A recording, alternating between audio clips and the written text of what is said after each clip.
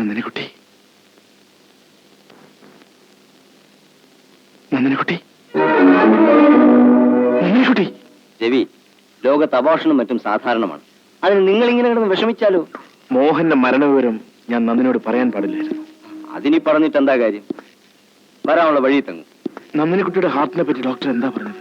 നിങ്ങൾ എന്തെങ്കിലും കേൾക്കാൻ കാത്തിരിക്കുക. ഹാർട്ടിന് ഒരു തകരാറുമില്ല, അല്പം വീക്കാണെന്ന് മാത്രം. അത് ചിലർക്ക് അങ്ങനെയാണ്. അതിന് ചികിത്സയോ ഓപ്പറേഷനോ ഒന്നും വേണ്ട. മനസ്സെപ്പോഴും ഹാപ്പി ആയിരുന്നാൽ മതി. പിന്നെ വാസന്തി ഹോസ്പിറ്റലില്ലേ, നമുക്ക് നാളെ പോരുകയും ചെയ്യാം.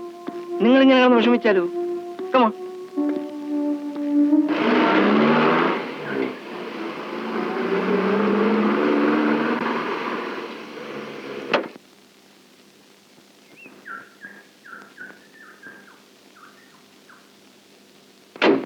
താഴെ ആഫീസ് വരുന്നില്ലേ? ഞാൻ ഇന്നുകൂടി ലീവ് എടുത്താലോ എന്ന് ആലോചിക്കാം. വേണ്ട വേണ്ട നന്ദിനിക്കുട്ടി, തന്റെ ഭർത്താവിയായിട്ട് ഭയങ്കര ഉഴപ്പാ. വേഗം ഓഫീസിലോട്ട് വിട്ടേക്കണേ.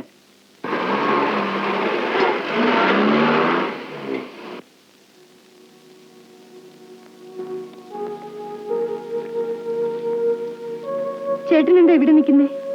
ഇന്ന് ഓഫീസിൽ പോകുന്നില്ലേ? ഇല്ല, ഞാൻ 2 ദിവസം കഴിഞ്ഞ് പോകാന്ന് കരുതുക. വേണ്ട വേണ്ട, എന്റെ കാര്യം ഓർത്തിട്ടാണോ? എന്റെ അസുഖമൊക്കെ എപ്പോഴേ മാറി. ഞാൻ മിടുക്കത്തെ നിൽക്കുന്നതില്ലേ?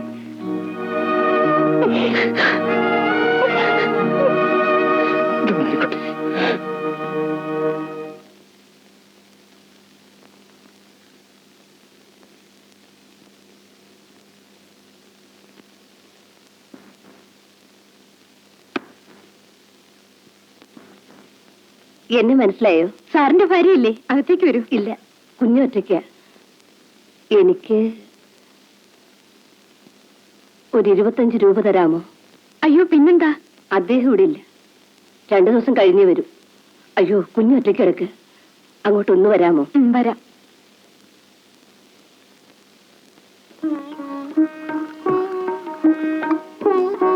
അന്ന് നിങ്ങൾ വന്നപ്പോ ഞാൻ മുമ്പോട്ട് വരാത്തതിലും തെറ്റിദ്ധരിക്കരുത്. അദ്ദേഹത്തിന് അതൊന്നും ഇഷ്ടമല്ല. അതെന്താ അങ്ങനെ?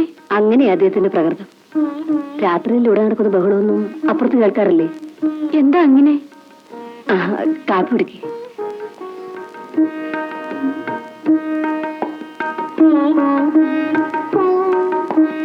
രാത്രിയിൽ കുറച്ച് ബഹളം ഉണ്ടാക്കിയാൽ അദ്ദേഹത്തിന് ഉറക്കം വരും. ഒന്നുകിൽ എന്നെ തല്ലണം, ഇല്ലെങ്കിൽ എന്തെങ്കിലും തല്ലി പൊട്ടിക്കണം. പക്ഷേ എന്നോട് ഇങ്ങനെയൊക്കെയുള്ളൂ. പുറത്തുള്ളവരോടൊക്കെ നല്ല മര്യാദയായിട്ടാണ് പെരുമാറുന്നത്.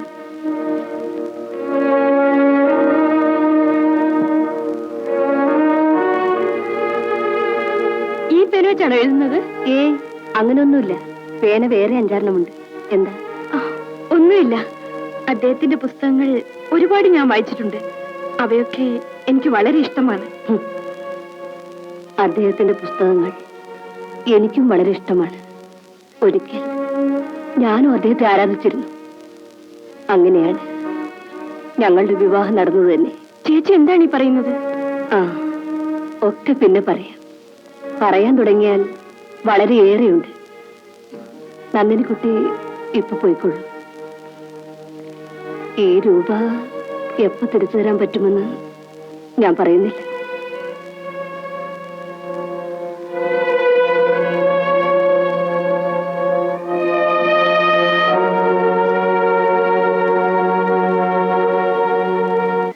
അപ്പുറത്തെ ചേച്ചിയില്ലേ, അവര് വന്ന് 25 രൂപ വാങ്ങിട്ട് പോയി.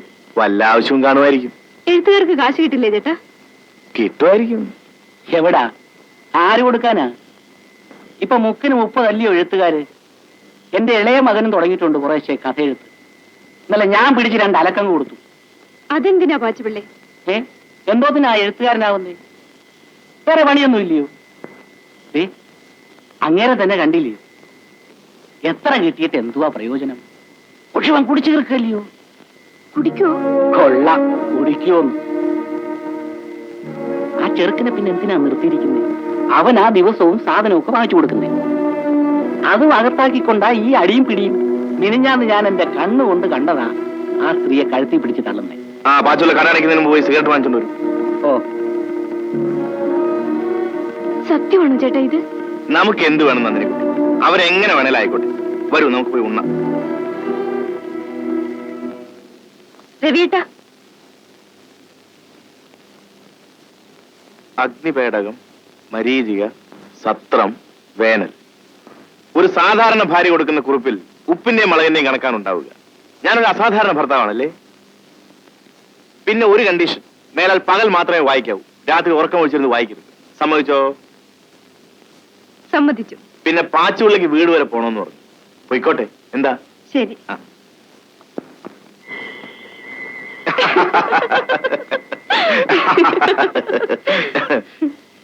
വരണം വരണം.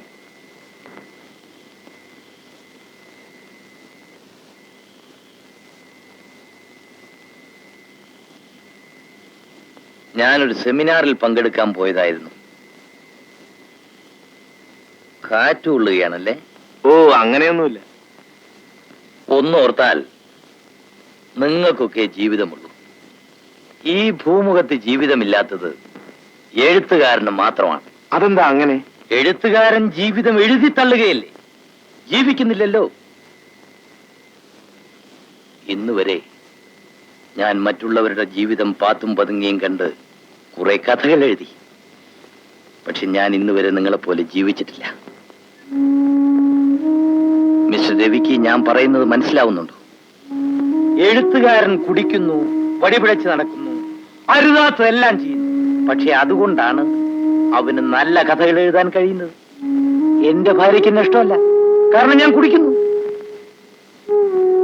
നിങ്ങൾക്കൊക്കെ എന്നെ ഇഷ്ടമാണ്, നിങ്ങളെപ്പോലെ പലർക്കും. നിങ്ങൾക്കൊക്കെ വേണ്ടി ഞാൻ ആത്മാഹുതി ചെയ്യുകയാണ്. എന്താ, ശരിയല്ലേ? നിങ്ങളുടെ ഈ ബന്ധം കാണുമ്പോൾ എനിക്ക് അസൂയ തോന്നും. എനിക്ക് ഈ ജീവിതം, ഈ ജന്മം സാധ്യമല്ല. പക്ഷേ ഈ ജീവിതം എഴുതാനാവും. പുതിയ നോവലൊന്നും എഴുതുന്നില്ലേ? ഒരെണ്ണം എഴുതേണ്ടിയിരിക്കുന്നു. ഒരു വാരികയിൽ നിന്നും കുറച്ച് അഡ്വാൻസ് വാങ്ങിപ്പോയി. കഥയൊക്കെ തീരുമാനിച്ചു? കഥ നിങ്ങളെ പറ്റിയാണ്. നിങ്ങളാണ് എന്റെ നായിക. എന്താ പേര്? നന്ദിനിക്കുട്ടി. നന്ദിനിക്കുട്ടിയാണ് എന്റെ കഥയിലെ നായിക. ഞാൻ നിങ്ങളുടെ രസം കളയുന്നില്ല.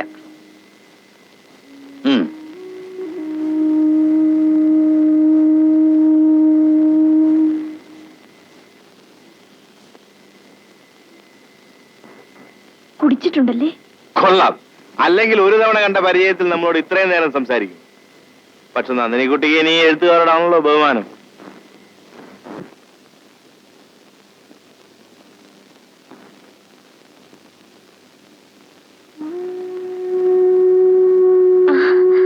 ഇരിക്കൂ ചേച്ചി. വേണ്ട കുട്ടി, കയറിയിരിക്കാൻ നേരമില്ല.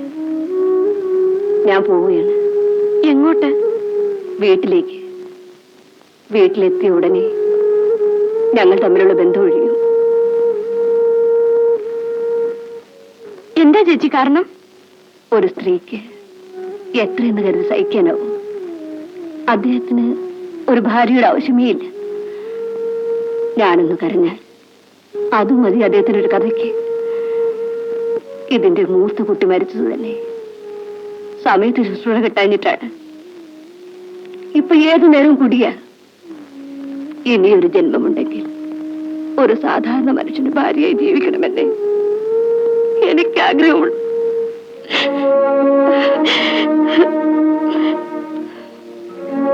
അദ്ദേഹം വരുന്നതിന് മുമ്പ് എനിക്ക് യാത്ര തിരിക്കണം. ഞാൻ പോട്ടെ.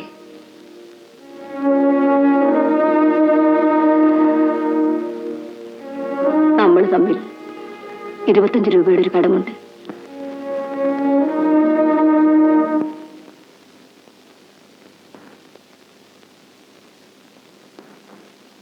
എന്നാലും ആ ചേച്ചി പിണങ്ങിപ്പോയത് വലിയ കഷ്ടായിപ്പോയി അല്ലേട്ടാ? നന്ദിനിക്കുട്ടി എന്തിനാ ഇതൊക്കെ ഓർത്ത് കിടക്കുന്നു? ആ ഒരു ബന്ധം വഴിയാൽ നമുക്കെന്താ? ആ സ്ത്രീ പോയ സ്ഥിതിക്ക് നന്ദിനിക്കുട്ടി അങ്ങോട്ടൊന്നും പോകാതിരിക്കുന്നതാ നല്ലത്. അതും ഇത് ആലോചിക്കാതെ കിടന്ന് ഉറങ്ങാൻ നോക്ക്.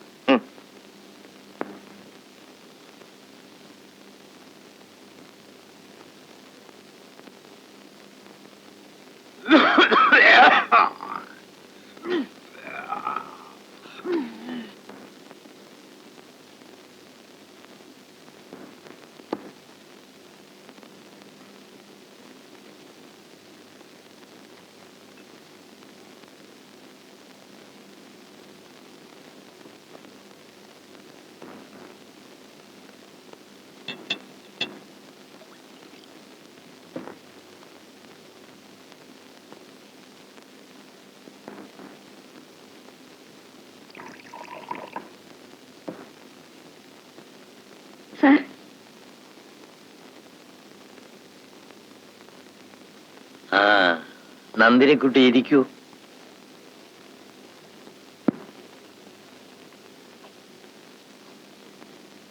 എന്തിനാ സാർ എന്നും ഇങ്ങനെ കുടിക്കുന്നത്?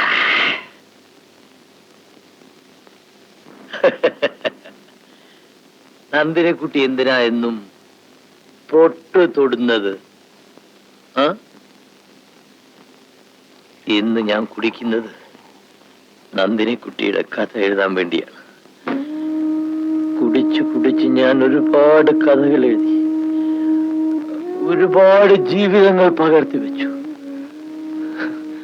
പക്ഷേ എനിക്ക് മാത്രം ജീവിതമില്ല. രാജഗോപാൽ എന്ന രജനിയുടെ ജീവിതം ആർക്കും അറിഞ്ഞുകൂടാ.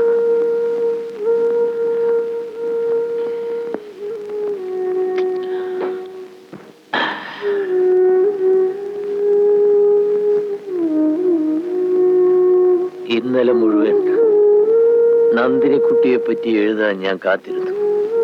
പക്ഷെ നടന്നില്ല.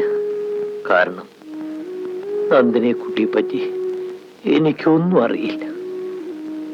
അറിയോ നന്ദിനിക്കുട്ടി? പറയൂ നന്ദിനിക്കുട്ടി, അറിയാത്ത നന്ദിനിക്കുട്ടിയെ പറ്റി ഞാൻ എന്തെഴുതും?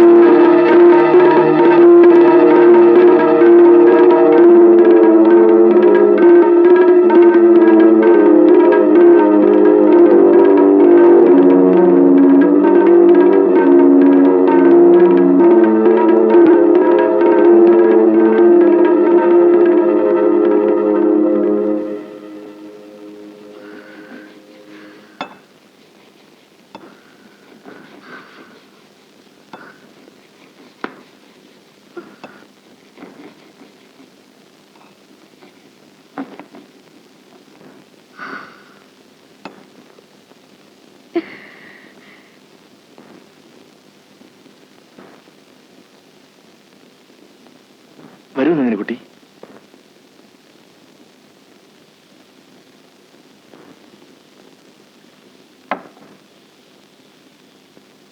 നന്ദിനിക്കുട്ടി ഓടിയോ? എന്തിനാ ഓടിയത്? ഓടരുതെന്ന് ഞാൻ പറഞ്ഞിട്ടില്ല. ഞാൻ വന്നപ്പോ ഇവിടെ ആരുമില്ല. വയറ് വല്ലാതെ വിശന്നു. ഉള്ള മുട്ട വെച്ച് ഓംലെറ്റ് ഉണ്ടാക്കി. നന്ദിനിക്കുട്ടിയും ഉണ്ട്. രജനി നന്ദിനിക്കുട്ടിയുടെ കഥ എഴുതിക്കൊണ്ടിരിക്കുകയാണ്. നന്ദിനിക്കുട്ടി എന്താ ഒന്നും മിണ്ടാത്തത്? ഞാനൊരു സന്തോഷ വാർത്ത പറയട്ടെ. ഞാനൊരു കഥ എഴുതി. നന്ദിനിക്കുട്ടിക്ക് എഴുത്തുകാരോടല്ലേ താല്പര്യം. അതുകൊണ്ട് ഒരു എഴുത്തുകാരനായ ഒക്കുമെന്ന് ഞാനൊന്ന് ശ്രമിച്ചു നോക്കി. പക്ഷേ ഞാനൊരു ബിസിനസ്സുകാരനായതുകൊണ്ട് കഥയിലും സ്വല്പം ബിസിനസ് തിരികെ.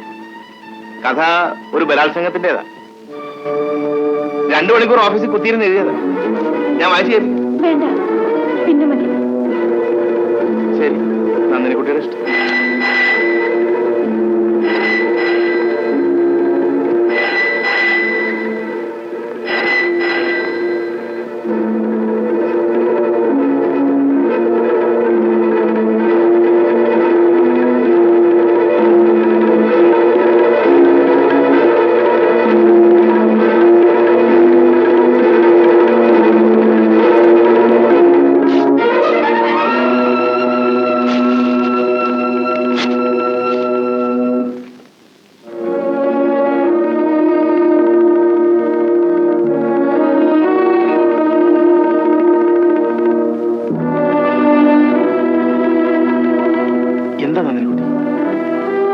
ഈ പുസ്തകങ്ങളുടെ മണം എനിക്ക് ഛർദ്ദിക്കാൻ വരുന്നു.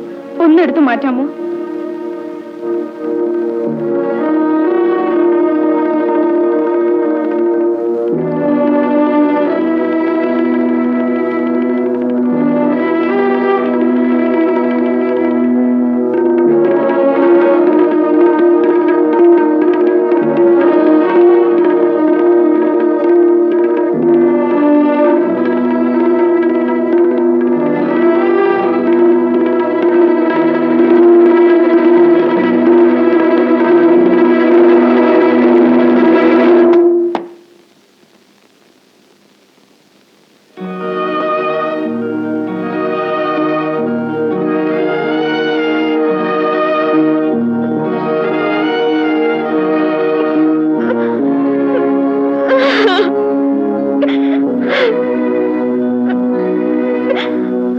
എന്താ അമ്മൻകുട്ടി?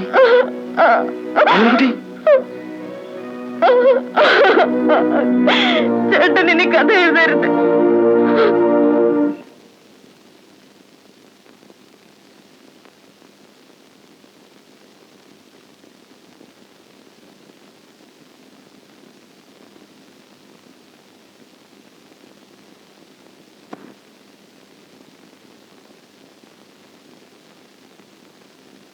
രവീട്ട, രവീട്ട.